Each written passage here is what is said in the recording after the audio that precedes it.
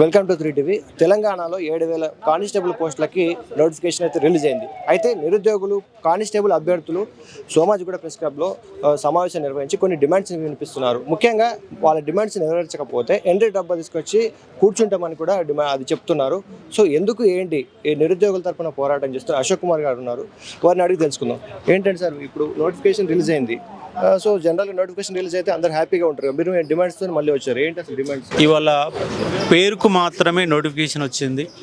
ఆ నోటిఫికేషన్ విషయంలో తెలంగాణలో ఏ ఒక్క అభ్యర్థి కూడా న్యాయం చేసే విధంగా నోటిఫికేషన్ లేదు. ఎన్నో కొర్రీలు పెట్టారు, ఎన్నో చిక్కు సమస్యలు పెట్టారు. పోస్టులు కూడా చాలా తక్కువ పోస్టులు. నాకు తెలిసి 2015లో 11,000 పోస్టులు వచ్చినాయి. 2018లో 18,000 పోస్టులు వచ్చినాయి. 2022లో 15,600 పోస్టులు వచ్చినాయి. మొత్తంగా టీఆర్ఎస్ గవర్నమెంట్లో 10 ఏళ్ల కాలంలో 45,000 పోలీసు రిక్రూట్మెంట్ జరిగితే ఈ కాంగ్రెస్ గవర్నమెంట్ నిరుద్యోగ అంశం మీద అధికారంలోకి వచ్చింది. అధికారంలోకి వచ్చే ముందు 2 లక్షల ఉద్యోగాలు ఇస్తామని చెప్పేసి ఇప్పటివరకు 13,000 ఉద్యోగాలు ఇచ్చారు. పైగా డీజీపీ గారేం 19,000 పోస్టులు ఖాళీ ఉన్నాయని చెప్పి 7,437 ఒక చిన్న నోటిఫికేషన్ ఇచ్చారు. అది తెలంగాణలో నిరుద్యోగ చాలామంది ప్రిపేర్ అవుతున్నారు కాబట్టి తక్షణమే 19,000 ఉద్యోగాల పోస్టులు నింపాలా. అలాగే ఏజ్ రిలాక్సేషన్ ఈ కాంగ్రెస్ గవర్నమెంటే టీఆర్ఎస్ ఇచ్చిన వాళ్ళకు అదనంగా 31 అనే జీవో తీసుకొచ్చి మరో 2 ఏళ్ళు అదనంగా పెంచి రిజర్వేషన్లు కలుపుకుంటే 34 సంవత్సరాల వరకు కానిస్టేబుల్కి, 37 సంవత్సరాల వరకు ఎస్ఐ వాళ్ళకి ఇచ్చారు. ఇవాళ ఆ జీవోని తుంగల దొక్కి జీవో నెంబర్ 31ని చెత్తబుట్ట పాలు చేసి వాళ్ళు జీవో నెంబర్ 87 అనే దాన్ని తీసుకొచ్చి ఏజ్ని కుదించారు. ఎక్కడైనా పెంచాలా, ఎందుకంటే 4 ఏళ్ళుగా నోటిఫికేషన్ లేవు కాబట్టి అది ఏజ్ని పెంచాలా, కానీ వీళ్ళు ఇంకా తగ్గించారు. కాబట్టి ఏజ్ ఖచ్చితంగా కానిస్టేబుళ్ళకి 36, ఎస్ఐలకు 38 సంవత్సరాల అవకాశం ఇవ్వండి. ఇదేమో రాజ్యాంగ ఉల్లంఘన ఏమి కాదు. మీ పక్క రాష్ట్రంలోనే కాంగ్రెస్ గవర్నమెంట్ పరిపాలన ఉన్నటువంటి కర్ణాటకలోనే కానిస్టేబుళ్ళకు 35 ఏళ్ళు, ఎస్ఐలకు 38 సంవత్సరాల వరకు ఎలిజిబిలిటీ ఉన్నది. ఇక్కడ తక్షణమే 36-8 ఇస్తే దాదాపు 1,50,000 నుంచి 2 లక్షల మంది అభ్యర్థులు ఎగ్జామ్ రాసుకోవడానికి అవకాశం ఉంటుంది. ఇది మొదటి పాయింట్. రెండోది ఏంటంటే, పోయినసారి కొన్ని వేల మందిని ఇబ్బందులు పెట్టి కాళ్ళిరగొట్టుకొని ఉద్యోగాలకు దూరమైన ఒక సంఘటన ఏంటి సార్ అంటే లాంగ్ జంప్ 4 మీటర్లు పెట్టారు. అది 4 మీటర్ అంటే 4 మీటర్లు కాదు, 4.2గా వాళ్ళు కౌంట్ చేస్తూ ఉన్నారు. దీనివల్ల చాలామంది అభ్యర్థులకు అన్యాయం జరుగుతూ ఉంది.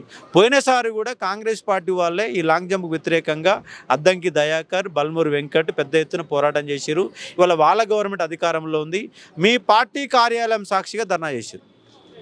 ఎక్కడో ధర్నా చేయలే, కాంగ్రెస్ పార్టీ కార్యాలయంలోనే ధర్నా చేసి నైట్ 2 వరకు పోలీసు నైట్ 2కి ఎత్తుకపోయినారు. మరి కనీసం మీకు సిగ్గు అనిపించాలి కదా.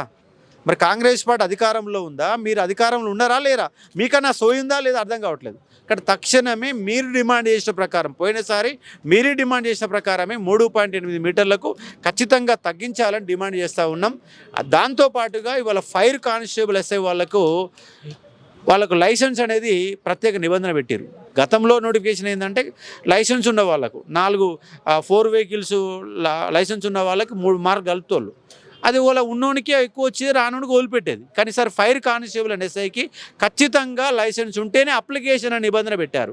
దీనివల్ల గ్రామీణ ప్రాంత విద్యార్థులు చాలామంది దూరం అవుతారు. పైగా మహిళలకు 1/3 దాంట్లో అవకాశం ఇచ్చారు. అది మంచి పరిణామమే. వాళ్ళకి న్యాయం జరగాలంటే ఆ లైసెన్స్ అనే ప్రక్రియను పక్కన పెట్టాల్సిన అవసరం ఉంది. ఈ 3 ప్రధానంగా కొర్రీలు ఉన్న అంశంగా అర్థం చేసుకోవచ్చు. అలాగే హైదరాబాదులో కూడా పోయినసారి అన్ని కలిపి ఉద్యోగాలు ఇచ్చేవాళ్ళు.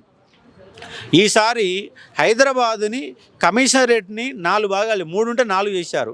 ఆ 4టి కారణంగా ఇవాళ జీవో నెంబర్ 81 తీసుకొచ్చి రాష్ట్రపతి ఉత్తర్వులో పంపారు. మరి అది ఉత్తర్వులు ఎప్పుడు అమలు కావాలా, నువ్వు ఎప్పుడు నోటిఫికేషన్ ఇవ్వాలా, ఇక్కడ సాధ్యం కాదు. కాబట్టి పాత నిబంధనల ప్రకారమే పోయినసారి ఉన్న రాచకొండ, హైదరాబాద్ 3 కమిషనర్ ప్రకారమే నోటిఫికేషన్ ఇచ్చి మీరు కావాలంటే 4 కమిషనర్ సంబంధించిన ఉద్యోగాలకు సంబంధించి వచ్చే నోటిఫికేషన్లో మీకు నిజంగా ఎలక్షన్ మూమెంట్లో మరొక నోటిఫికేషన్ ఇచ్చే ధైర్యం ఉంటే నెక్స్ట్ నోటిఫికేషన్ కలుపుకోండి. ఇప్పుడైతే ప్రత్యేకంగా ఇప్పుడు ఇవ్వాలని డిమాండ్ చేస్తూ ఉన్నాం.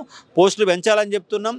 పైగా హెవీ లైసెన్స్ ఇవాళ డ్రైవర్ పోస్టులకి బ్యాడ్జ్ నెంబర్ ఉండాలట. బ్యాడ్జ్ నెంబర్ ఉంటేనే అవకాశం ఇస్తున్నారు. బ్యాడ్జ్ నెంబర్ రావాలని 21 ఇయర్స్ ఉండాలి. కానీ వాళ్ళ కానిస్టేబుల్ డ్రైవర్ పోస్ట్ అప్లై చేసుకోవడం 18 ఇచ్చారు. మరి బ్యాడ్జ్ నెంబర్ వచ్చేది 21 ఇయర్స్కి, నువ్వు 18 ఏళ్ళకే నువ్వు బ్యాడ్జ్ నెంబర్ తెచ్చుకోండి ఎవడెట్టి ఇస్తాడు? మరి ఇలా ట్రాన్స్పోర్ట్ డిపార్ట్మెంట్కి సంబంధించినటువంటి నిబంధనలు 21 ఏళ్ళకి పార్టీ నెంబర్ ఇస్తారు, నువ్వు 18 ఏళ్ళకే అవకాశం ఇచ్చారు, మరి వాడు ఎట్ట తెచ్చుకోవాలా? ఇలాంటి కొర్రీలు పెట్టి నిరుద్యోగ సమాజాన్ని ముప్పు తిప్పలు పెడుతున్నారు, రోడ్ల మీద తిప్పేస్తున్నారు. గత 2.5 సంవత్సరాలుగా నానా ఇబ్బంది పడుతుంది ఈ నిరుద్యోగ సమాజం. నేను 3 సార్లు అంగర్సైజ్ చేశాను, కాబట్టి అన్నింటినీ పరిష్కరించాలని కోరుతా ఉన్నాం. మీ డిమాండ్స్ నెరవేర్చుకోవడం కోసం మీరు తదుపరి కార్యాచరణ ఎలా ఉండబోతుంది?